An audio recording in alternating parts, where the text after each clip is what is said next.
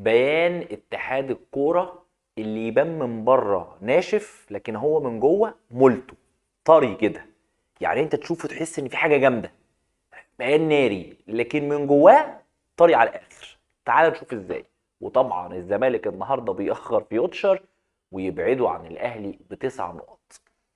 حلقه جديده من المشجع. قبل ما نتكلم فيها ما تنساش تعمل متابعه على الفيسبوك، سبسكرايب على اليوتيوب، واللايك والكومنت والشير. وتعالى اقول لك البيان اللي طلع النهارده بيه اتحاد الكوره ويبان ان هو بيان ناري، بيان جامد. ايه الجمدان ده؟ الناس استرجلت فجاه، الناس بقت جامده جدا فجاه، لكن قلبه طري على الاخر.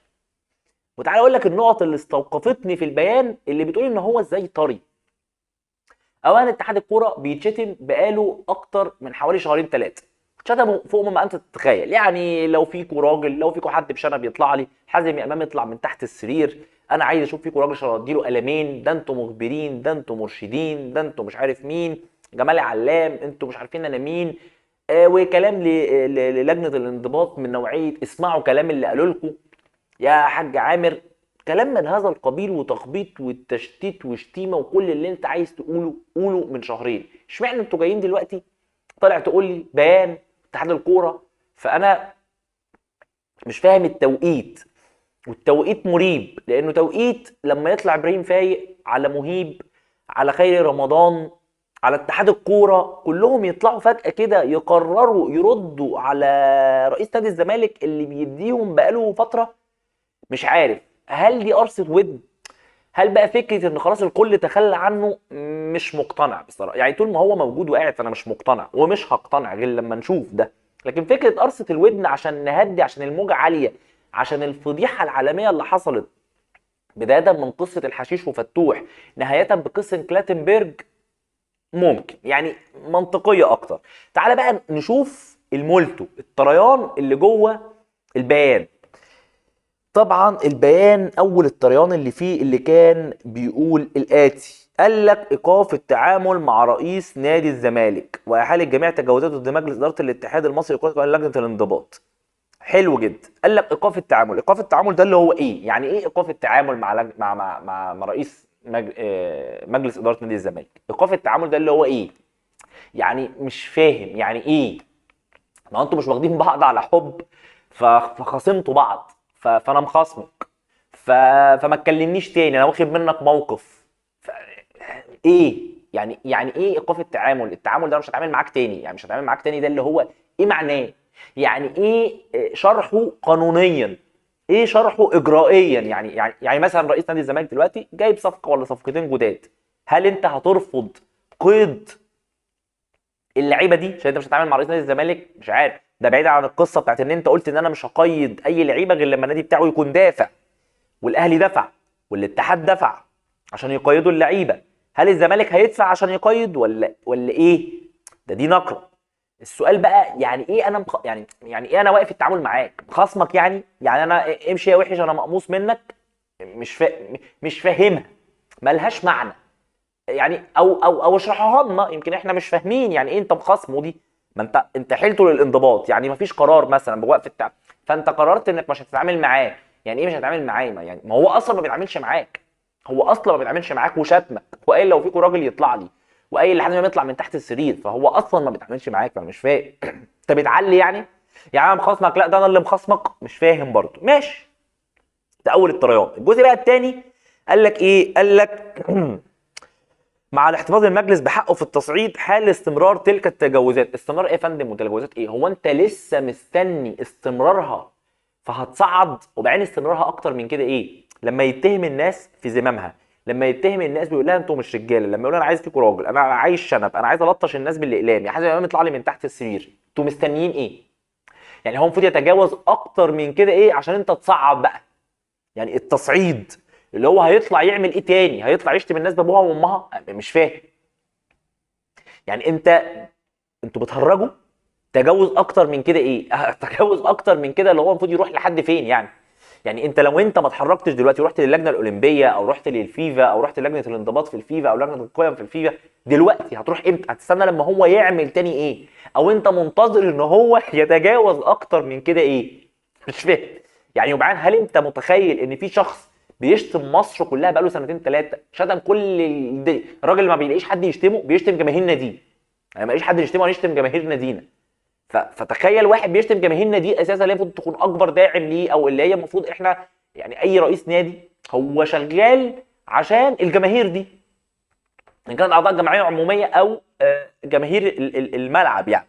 فانت في جميع الاحوال مفيش، فانت مستني منه لما انت تقول له كده ان هو يعني، هل انت لما تقول له كده يعني انت بتقول له اشتمني تاني، اشتمني بقى حته اعنف عشان اروح؟ مش فاهم، انا مش فاهم والله العظيم.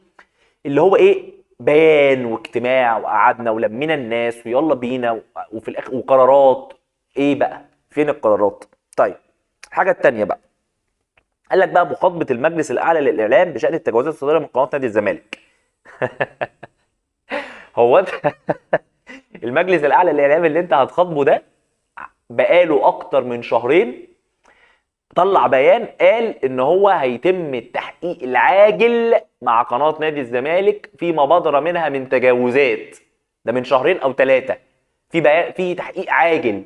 فاللي انت رايح تشتكي لها دي اصلا بقالها 3 شهور المفروض في تحقيق عاجل هتعمله مع نفس الشخص اللي طلع ساعتها عرض افلام اباحيه ومشاهد جنسيه وشتم الناس بقى بابوها وبامها واتقال اللي ما يتقالش على شاشه القناه لمده يومين، مفيش اي حاجه. فانت اعلى الاعلام اللي انت هتشتكي له بقول لك في تحقيق عاجل بقالنا فيه 3 شهور بعد ما الدنيا كلها اتقال فيه كل اللي انت ممكن تتخيله وما تتخيلوش.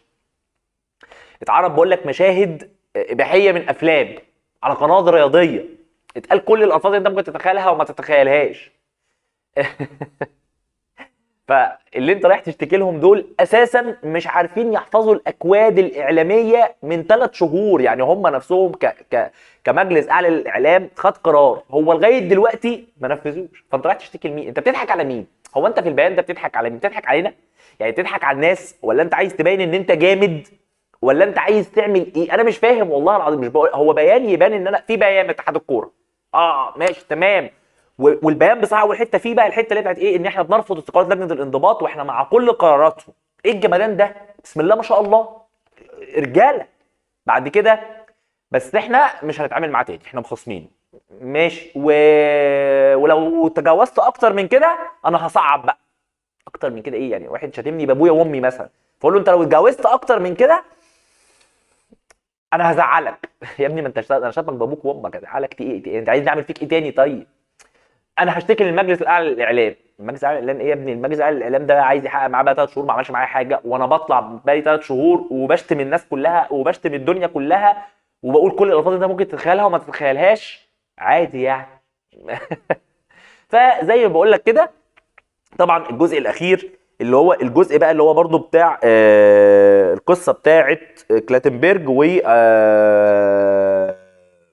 سواريش، مش سواريش مين بقى ده، انا كده اللي مش فايق، وكروش، ان احنا هندفع لهم الفلوس بتاعتهم من الاخر. ده احنا بنلم المواضيع عشان الناس دي ما تعرفش تعمل مؤتمرات صحفيه وتفضحنا عالميا اكتر ما احنا مفضوحين، او اتفضحنا بسبب قصه الحشيش وبعد كده قصه كلاتنبرج واللي حصل من قناه الزمالك.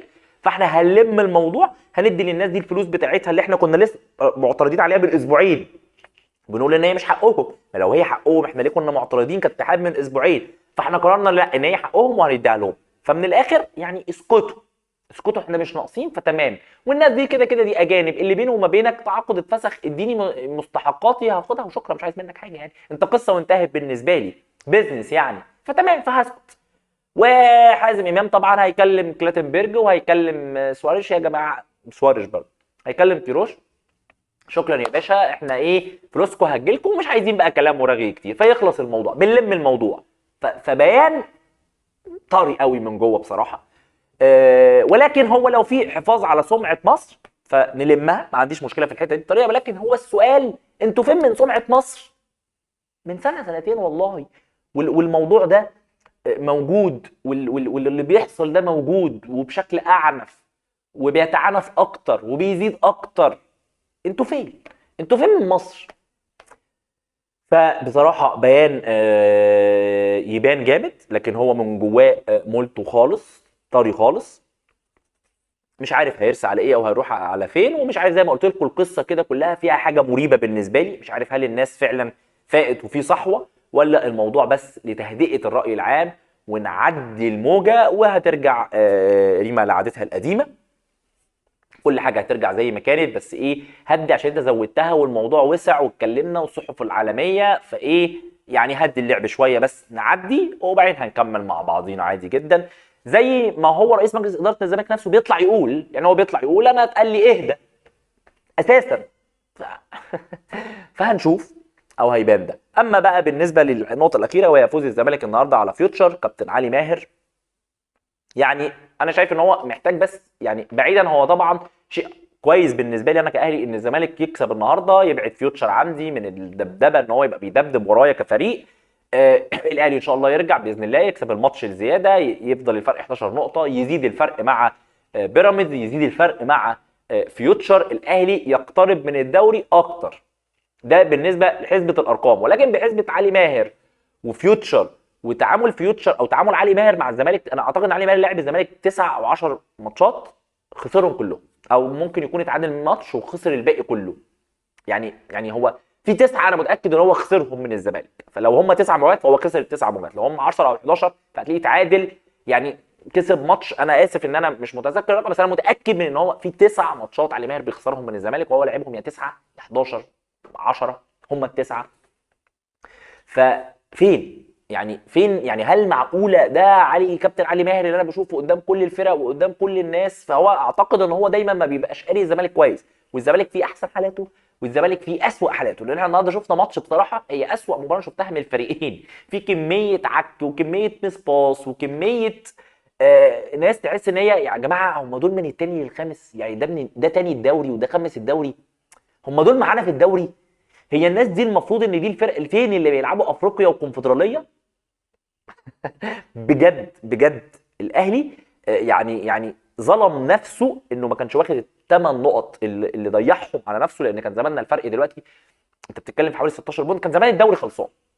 فرق 16 نقطه كان هيبقى فعلا فرق 16 نقطه، فرق عن فيوتشر حوالي 15 نقطه، اعتقد ان الموضوع كان هيبقى منتهي يعني. ولكن قدر الله ما شاء فعل. ولكن انا بس بقول للعيبه الاهلي ورجاله الاهلي، دي الفرق اللي انتوا بتلعبوها، دي المستويات اللي انتوا بتشوفوها، اتمنى ترجعوا تخلصونا من القصه دي ان شاء الله باذن الله في المباراتين اللي هيكونوا مؤجلين والكام مباراه اللي هيكونوا في بدايه الدور الاول ان شاء الله. 3 نقط مهمين للنادي الاهلي ومصلحه النادي الاهلي، وان حتى الزمالك يوم ما بيفكر يفوق بيكون في مصلحتنا، دي حاجه مهمه نحب نشكره عليها. طبعا بشكركم على متابعتكم وعلى وقتكم المهم جدا، وما تنسوش تعملوا متابعه على الفيسبوك، سبسكرايب على اليوتيوب، ولايك وشير وكومنت. سلام.